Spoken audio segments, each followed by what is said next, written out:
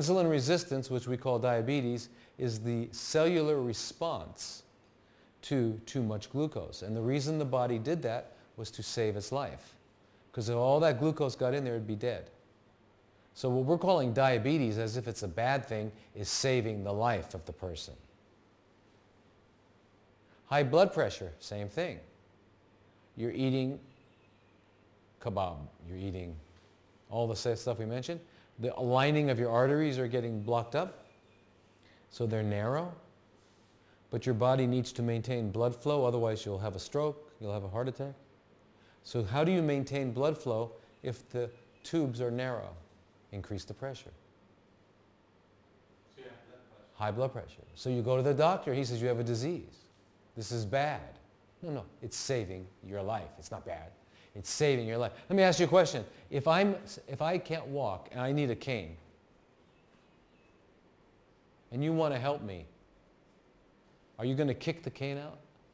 Are you going to kick it out and say, walk? What's going to happen if you kick it? I fall. That's what happens when we try to intervene on what we call a disease. It's not a disease. It's the body engaging in a homeostatic corrective response to maintain functional integrity. It's the best thing to do when you have diabetes. It's the best thing to do when you have cancer. It's the best thing to do when you have any condition. It's called fasting. Stop eating. Your body will do what? Clean up the inside of the cells and the outside of the cells. And pretty soon, now your arteries are open.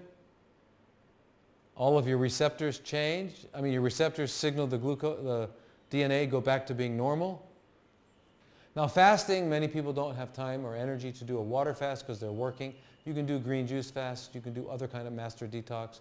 You can do many kinds of fasts to clean out the garbage in the extracellular fluid so that the cells will, and when you stop eating, they clean themselves out and they restore themselves.